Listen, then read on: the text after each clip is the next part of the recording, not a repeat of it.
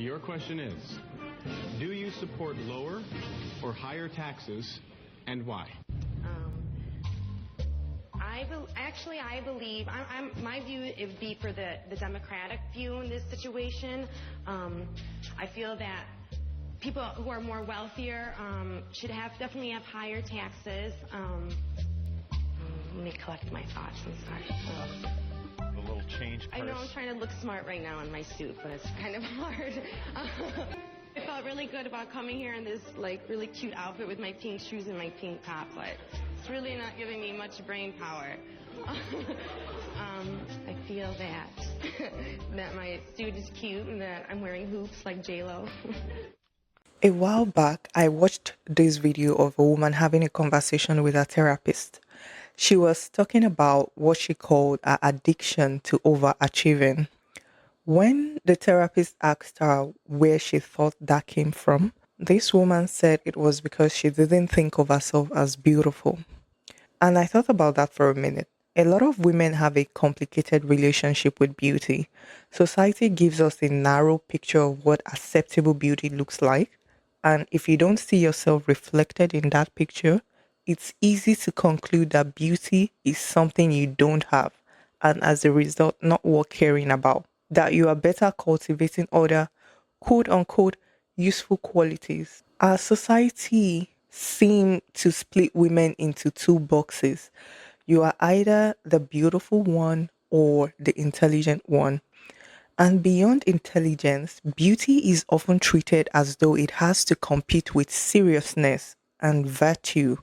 So it's like you have two choices: be the well adorned, beautiful woman, but be seen as vain. Or to be taken seriously, you need to make a show of not being super invested in your beauty.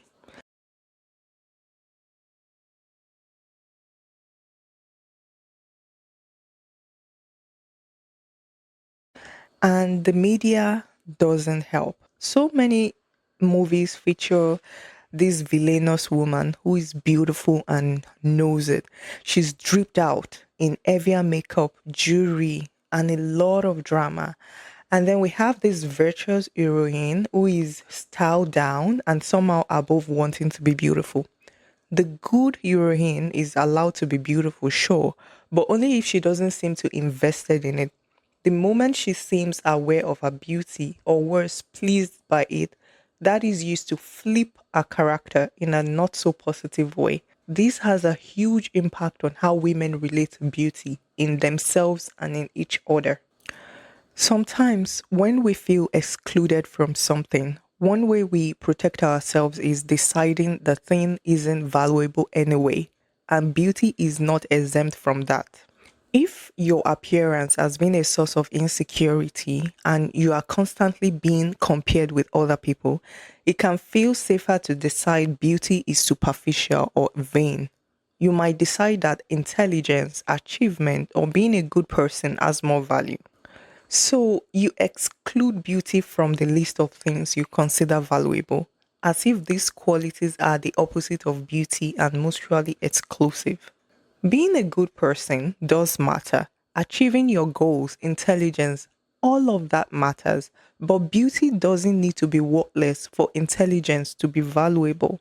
And society believes this false binary to a certain extent because historically and even now, women have unadorned themselves on purpose to be taken seriously. The opposite can happen too. It is possible to give beauty too much power. If a woman has been heavily rewarded for her appearance, she may begin to measure her value by her beauty and eventually as something that makes her more valuable than other women. So instead of enjoying her appearance, beauty becomes this scoreboard where she is constantly competing and comparing herself with other women, especially for male validation. Neither of these views gives us a healthy relationship with beauty. Wanting beauty doesn't make a woman shallow or unintelligent. It doesn't make a woman vain because beauty is a part of life. And when you expand your idea of what beauty is, you start to see how much of it is already in your everyday life. Beauty to me is more than a noun, it's a verb. Beauty is in the way you groom yourself, the way you adorn your body. It's in the color of the clothes you choose, the way you move, how you set up your environment, your taste, how your face changes when you are talking about something that makes you happy. We often create and seek beauty even when bare functionality would have been enough.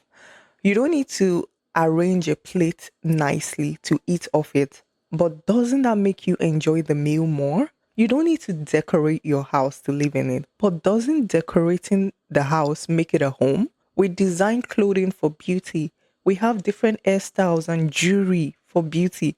We plant gardens and beautify things that would have worked perfectly well, even if they were just plain. So when I talk about wanting beauty, it is much bigger than wanting to be conventionally attractive. Beauty shapes the way we experience ourselves, our surroundings, and even ordinary moments. Beauty affects how we experience being alive. Ladies, you, however, are going to make a speech. You may be comfortable using your looks to win people over, but can you use your knowledge of current issues like the environment and politics and the economy? We're going to find out. Your relationship with beauty is shaped by your experiences. Maybe you were rewarded for how you looked. Maybe you were made to feel insecure. Maybe you have internalized that caring about beauty means that you are vain or unintelligent. But at some point, I think it's worth deciding for yourself what beauty means to you, what place you want it to hold in your life. You don't have to dismiss beauty like it is unimportant. And on the other hand, you don't have to make it the measure of your worth. I just ask that you look at it with intention and decide how you want beauty to manifest through you into the world.